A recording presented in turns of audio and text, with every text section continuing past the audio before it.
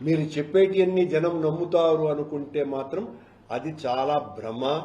ఇదిగో మీ ఛానల్లో పనిచేసేటువంటి మూర్తి ఒక మొన్ననే కేసు నమోదైంది. ఈయన నిరంతరం మా మీద దాడి చేస్తానే ఉంటాడు.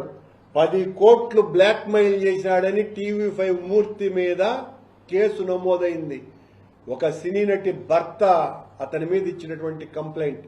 అంటే ఎంత అరాచక శక్తుల్ని మీరు పెంచి పోషిస్తున్నారు మీ ఛానల్లో అనటానికి ఇంతకంటే ఉదాహరణ మరొక్కటి లేదు.